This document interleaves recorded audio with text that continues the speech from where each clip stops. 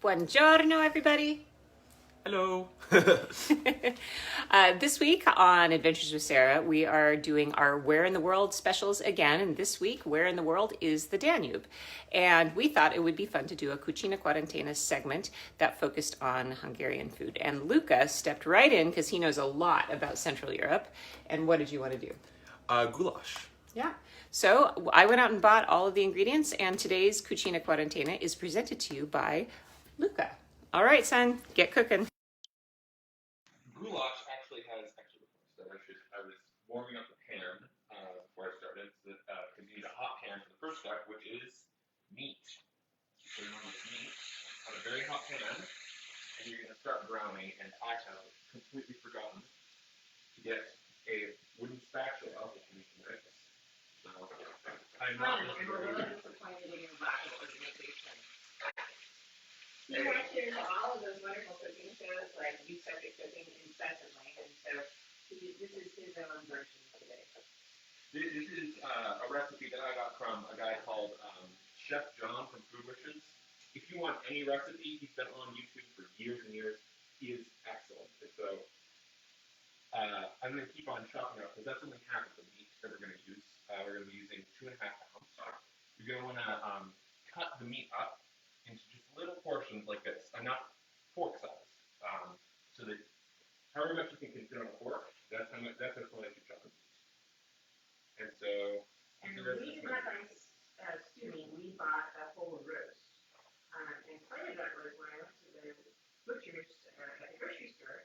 The stew meat looked kind of funky and gray, but it was the same price as a much nicer cut of meat that was whole, which was very weird, right? Are there any other reasons you want to buy a whole roast instead of pre-cut stew meat?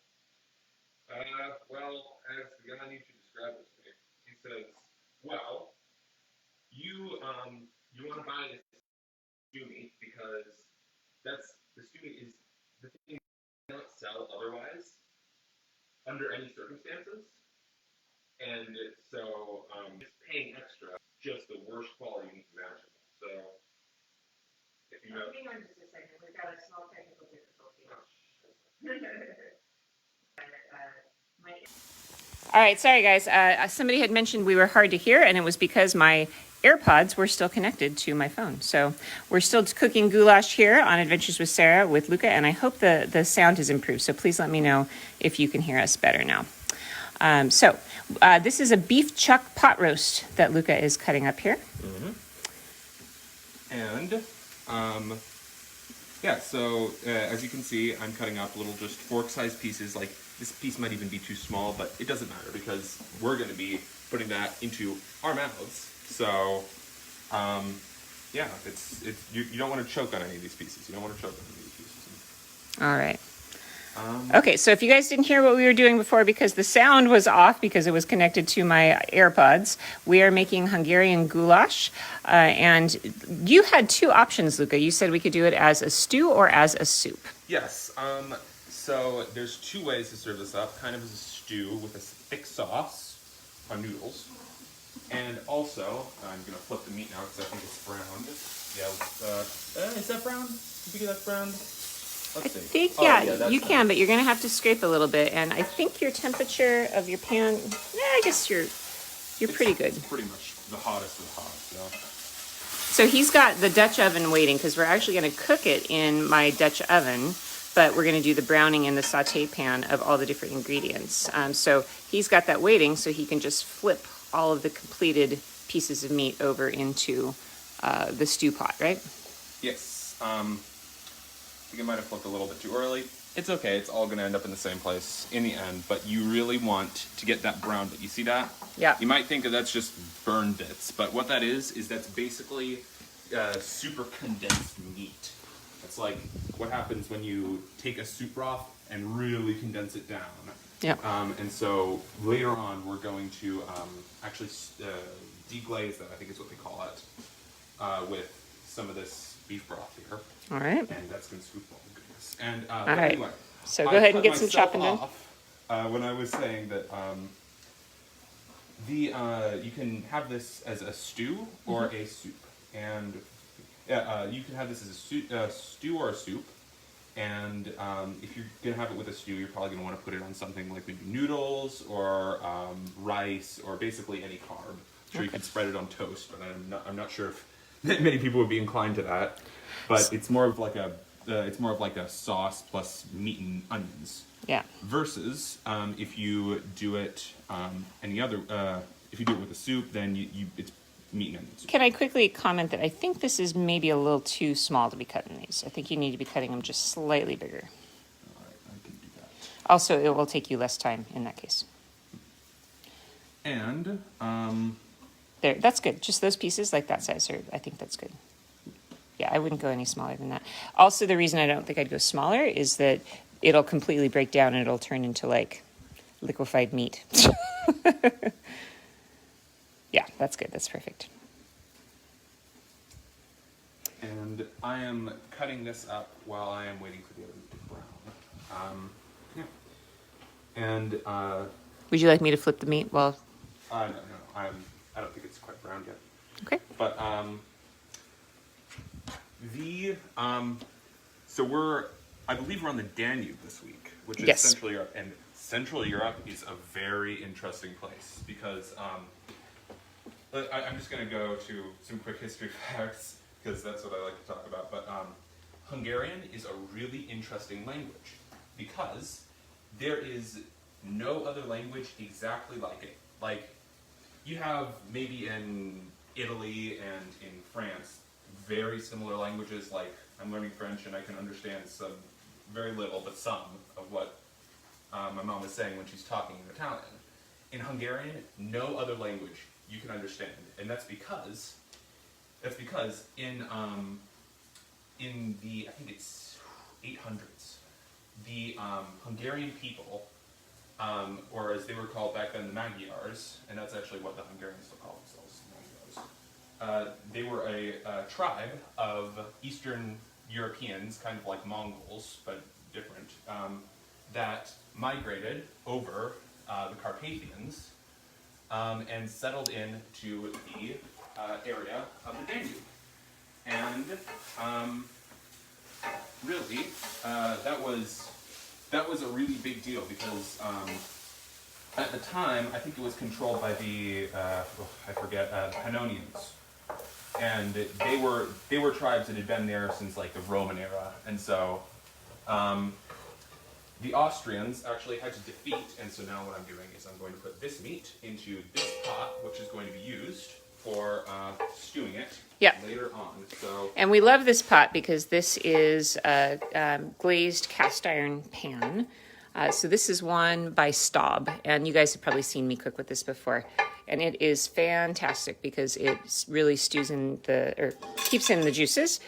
And here's what's really cool for doing something like a goulash is that the lid here, like this, has all these little dimples. So when we are actually cooking the meat, any kind of juices or the evaporation in the steam will gather on the roof of the pot and then drip back down onto the meat. So it's sort of like self-marinating. So if you don't have one like this, I think it's a really good investment to get one of these. Le Creuset does something kind of similar as well. I added a little bit more olive oil because we love olive oil. Yeah. So somebody asked if they thought we were on our road trip. That starts Friday. So we're going to leave at around 9 a.m. on Friday, and we're going to head down to Oregon and then try to make it to Sacramento by Saturday afternoon. So we're lining things up, and I've been so grateful to hear all of the fun things that people have suggested. We're going to visit with a few of you guys who watch Adventures with Sarah regularly. We're going to have lunch, and we're going to have a wine tasting with somebody. We're going to be meeting just for coffees with a lot of different people. So the kids are looking forward to meeting some of you who have invited us over. It's going to be a lot of fun. So I'm going to take a brief detour from Central European history to show you how to chop onions. Very different things, I know. I've just jumped into things. You're just talented in many ways, my child. So, the way that I like to chop onions, and that I've heard other people, like chefs and stuff, like to chop onions, is that you slice it into bits like this. Yep. Along the back. Make sure not to cut your fingers. And then you line it up along your knife like this. Mm-hmm. And then chop like that. Yeah, that is a really simple way to chop onions. And it ends in really nice, even little pieces like that. And Yeah, so don't ever get overly like in too much of a hurry to cut your onion in half. You should start by cutting off the top, the bottom, and then cut it in half, right? Yeah. All right. Anyway, back to Central European history. So, the Magyars in the 800s migrated into what is now Hungary, and they were at odds very much with the Austrians, who were the kind of ruling dominant power, or the Holy Roman Empire. And so, they settled down and they established their own kingdom. And basically, throughout history, they have been there with their own language. And so, yeah, this was in a cool period of really cool tribal migrations.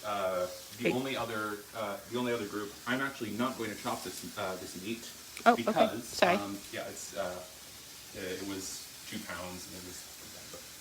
But the over time, the Hungarians got more and more intertwined with the Holy Roman Empire. Eventually, they were even incorporated into the Austrian or the Habsburg Empire through marriage with the king in 1445, I think. And so that is,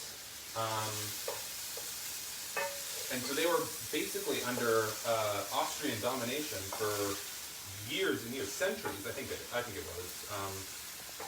And they were only very recently independent in the after the Treaty of Versailles. Okay, so just shifting real quickly from your hardcore history lesson here. Yeah. I just want to review what the ingredients of this dish are, because we're doing Cucina Quarantena. So we have that beef chuck roast, which is about 2.5 pounds. We've got an onion, a whole onion that he has kind of rough diced. We have beef broth sitting here. We have got spices. Can you tell me what spices we've got here, Lou? So this is 2 teaspoons of caraway seed. This is 1 teaspoon of dried marjoram. This is half a teaspoon, maybe a little bit less. I didn't measure it that well. Of cayenne. Cayenne, sorry. Probably we don't want to use even all of that. Yeah. And this is a half a teaspoon of what is going to be a half a teaspoon of thyme. And this is the big one. This is 2 tablespoons of paprika. Okay. It's a lot of paprika. And actually, a lot of Hungarian cooking uses paprika. They love paprika in Hungary. And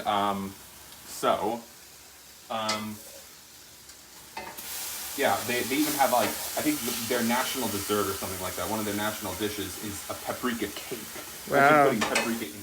Well, and there are different kinds of paprika too, because this right here is just the sweet kind. But when I've gone to buy paprika at like Market Spice, you can get the smoky kind, you can get the sweet kind, or you can get the spicy kind. So there's lots of different kinds of paprika. So we're using sweet paprika for this recipe, right? We are. And now we're going to get the onions in. And this is probably the bit that's going to take the longest. Well, the onions don't take too long. So you're just going to saute them, because you don't actually need to cook them entirely through. We're just going to kind of start to wilt them, right? Yeah, we want them until they're kind of brown and leaving their own mark on the pan, and that's going to take a while. But at least we're using a mega saute pan. I'm not sure everybody has a saute pan this big, but I would say that's about 16 to 17 inches across. So if you don't have a mega saute pan, that's okay. Just a regular frying pan will work too. And we've got all our meat in here, so we're just piling all the ingredients in there, right, Lucca? We are indeed. All right, and we're not going to finish this dish in this live stream, right? We're not, because it's going to take about 1 or 2 hours to actually stew the meat so that it's not really tough. We want it to be nice and folly-hardy and all that good stuff. So in that case, because you're going to be stewing it for so long, it doesn't matter if it's an expensive cut, right? Not really, no. Not really at all. Which is the only thing that the price that actually matters is how cheap it is. And as you can see, we're browning the onions. We kind of want to make them like a little bit see-through, or before we put it into the pot. they're browning a lot right now, which is good. So what we're kind of doing here is we're individually browning each of the ingredients that go in here. So you could, I suppose, if you wanted to express this to make it easier and not dirty an extra pan, I suppose you could do it all in the same pan, but it probably wouldn't be the same result, right? Yeah, it would be, because the thing that really makes the dish is the thing right there, if you can see it. Yeah. The brown stuff. And because that's where the flavor is. And that's where the flavor in lots of stew is the brownness in the middle. Smells really good so far, and we've hardly done anything at all. This is just onions and meat. And this actually works really well for people like us because we're on the keto diet still. We're trying to keep our carbohydrates really low. So what we can do with this is that we can just have the stew straight up. We can avoid putting it on noodles. We could also put it on what, like maybe mashed broccoli or mashed cauliflower, right? We could. No. What's your take on how you'd like to serve this when it's done? I'm actually going to take my little bit and I'm going to add extra broth to it, and I'm going to make it a soup, because I think that just meat soup, that sounds really good to me. I'm not sure what, I figure that I'll make like noodles to go along with it, because that's what it's typically served on, egg noodles. Yeah. And so... Yeah, I think your fond is pretty well developed, and I think it might be time to move those over to the rest of the pot, right? That's it, so. Okay. Pretty brown. I love that pan, but I'm glad you're cooking with it. The reason I don't use that one very often is that it weighs so much. I'm afraid I'm going to break my wrist when I'm using it.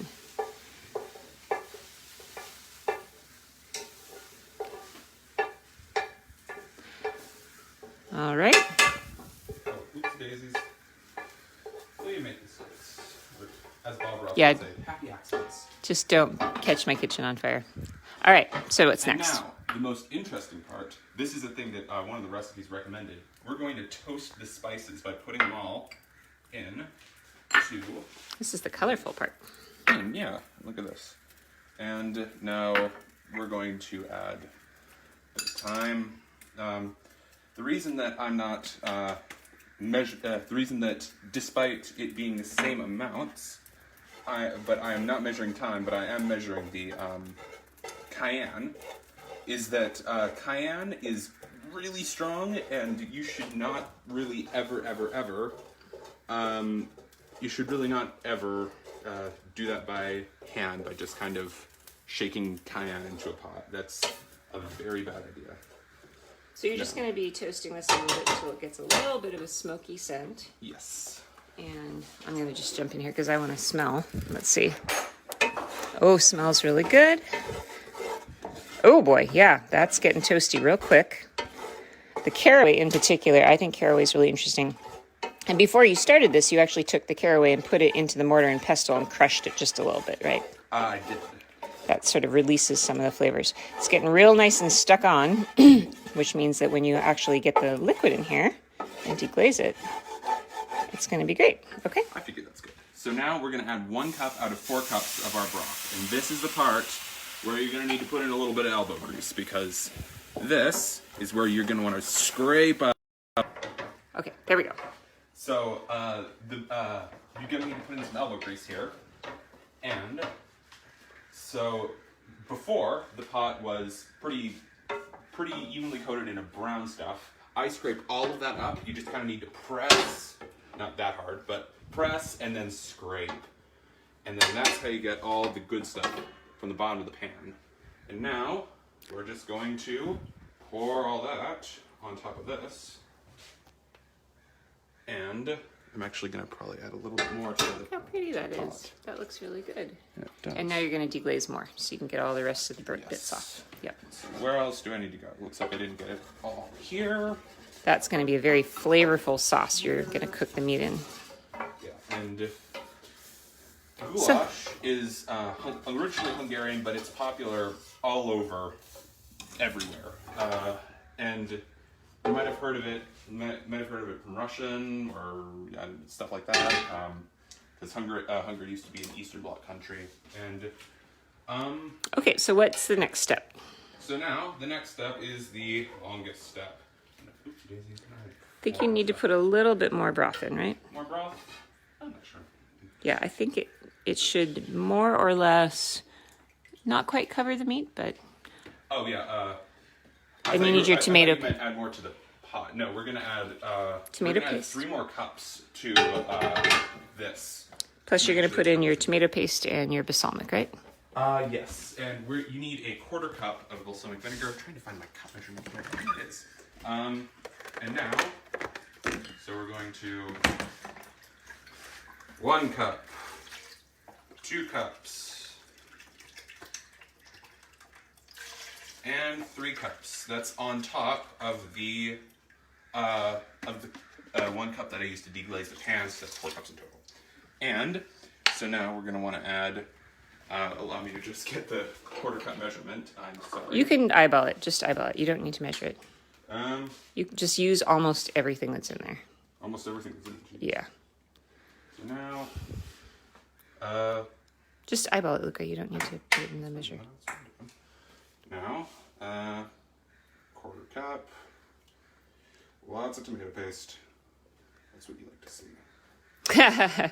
MJ says that Melva says that she can smell it. It smells wonderful.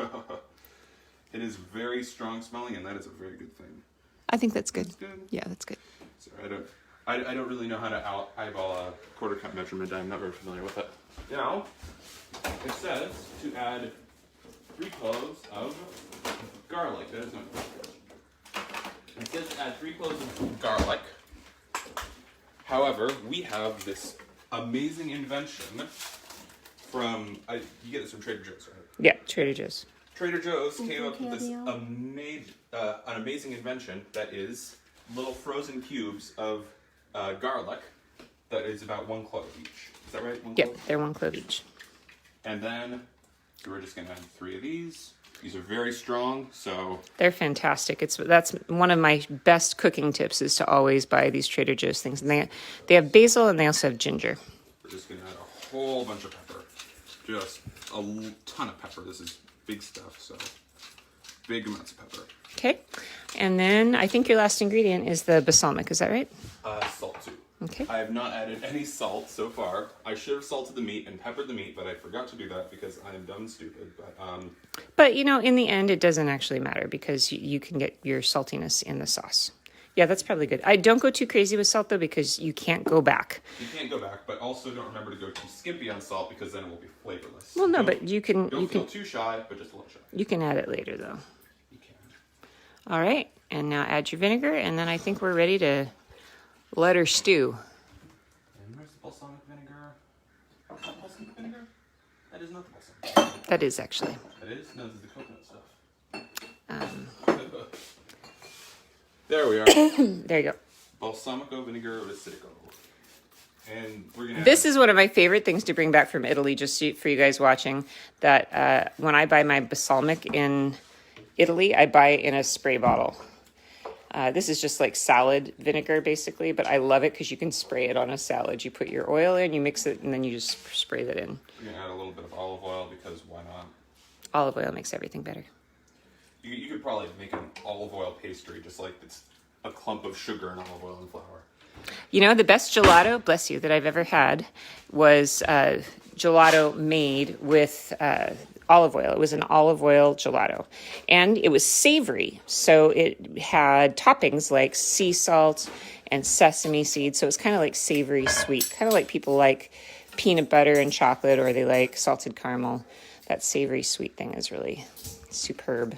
There is one more ingredient, and actually... Here, I'm going to go ahead and start the flame here because this is ready to cook. So we're going to cook this on a real high heat to start with, right? Yes. What we're going to do is we're going to bring it to a simmer, and then we're going to reduce it to barely simmering, and then we're going to just cook it for 2 hours. All right. So I'm adding... It says to add a 1/2 teaspoon of sugar to balance out the acidity from the tomato paste as well.